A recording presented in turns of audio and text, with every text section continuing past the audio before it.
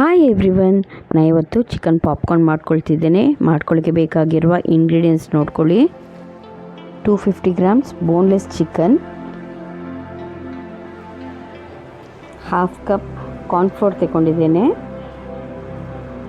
1 teaspoon soya sauce, 1 teaspoon ginger garlic paste, 1 teaspoon vinegar. ನೀವು ಇಲ್ಲಿ vinegar ಬದಲಿಗೆ lime ಜ್ಯೂಸಲ್ಲಿ ತಗೊಳ್ಬೋದು.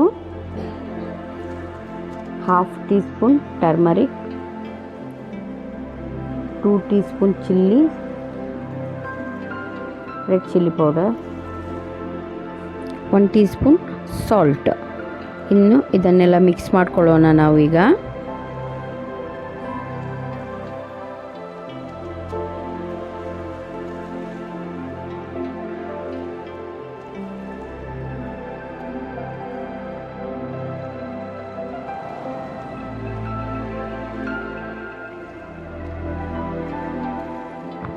ನಾವಿಲ್ಲಿ ಎಲ್ಲ ಐಟಮ್ ಮಿಕ್ಸ್ ಮಾಡ್ಕೊಂಡಾಗಿದೆ.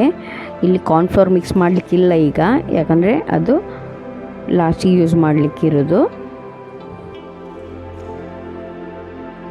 ನಾನಿಲ್ಲಿ ಮಿಕ್ಸ್ ಮಾಡ್ಕೊಂಡಿರುವ ಮಸಾಲಕ್ಕೆ ಚಿಕನ್ ಆ್ಯಡ್ ಮಾಡ್ತಿದ್ದೇನೆ.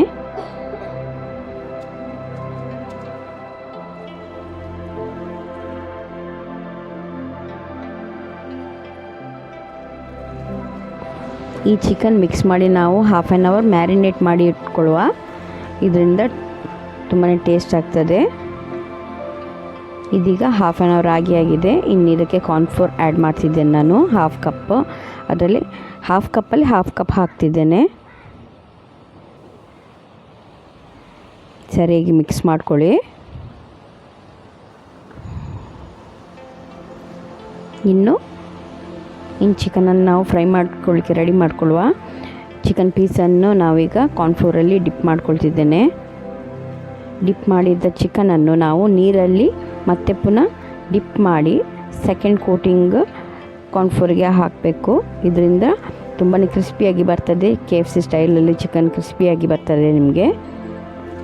ಪ್ರತಿಯೊಂದು ಪೀಸನ್ನು ಹಾಗೆ ಸೇಮ್ ಮಾಡ್ಕೊಳ್ಳಿ. ಫಸ್ಟಿಗೆ ಕಾರ್ನ್ಫ್ಲೋರಲ್ಲಿ ಡಿಪ್ ಮಾಡಿ ನೀರಿಗೆ ಮತ್ತೊಂದು ಸಾರಿ ಸ್ವಲ್ಪ ಒದ್ದೆ ಮಾಡಿಕೊಂಡು ಮತ್ತೆ ಪುನಃ ಕಾರ್ನ್ಫ್ಲೋರಲ್ಲಿ ಡಿಪ್ ಮಾಡಿ ತೆಗೆದಿಡಿ. ಹೀಗೆ ಎಲ್ಲ ಚಿಕನ್ ಪೀಸನ್ನು ಫ್ರೈ ಮಾಡಲಿಕ್ಕೆ ರೆಡಿ ಮಾಡ್ಕೊಳ್ಳುವ ನಾವು. ನಾನು ಆಲ್ರೆಡಿ ಆಯಿಲ್ ಬಿಸಿ ಆಗಲಿಕ್ಕೆ ಇಟ್ಟಿದ್ದೇನೆ.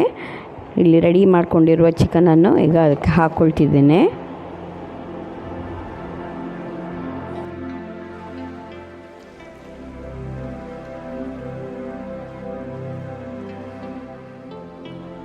ಇಲ್ಲಿ ನೀವು ಗ್ಯಾಸ್ ಮೀಡಿಯಮ್ ಟು ಹೈ ಫ್ಲೇಮಲ್ಲಿ ಇಡಬೇಕಾಗ್ತದೆ. ಚಿಕನ್ ಹಾಕಿ ಗೋಲ್ಡನ್ ಬ್ರೌನ್ ಬರುವವರೆಗೂ ಫ್ರೈ ಮಾಡಿ. ನೀವು ನೋಡ್ಬೋದು ಗೋಲ್ಡನ್ ಬ್ರೌನ್ ಆಗಿದೆ ಒಂದು ಸೈಡ್.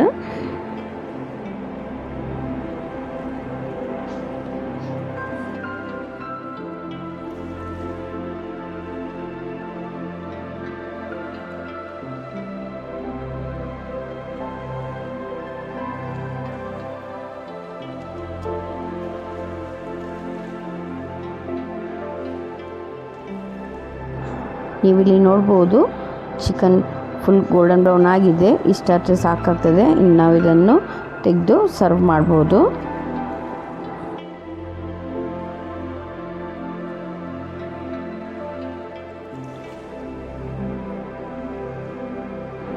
ನೀವಿಲ್ಲಿ ನೋಡ್ಬೋದು ಕ್ರಿಸ್ಪಿ ಚಿಕನ್ ರೆಡಿಯಾಗಿದೆ. Ready to serve.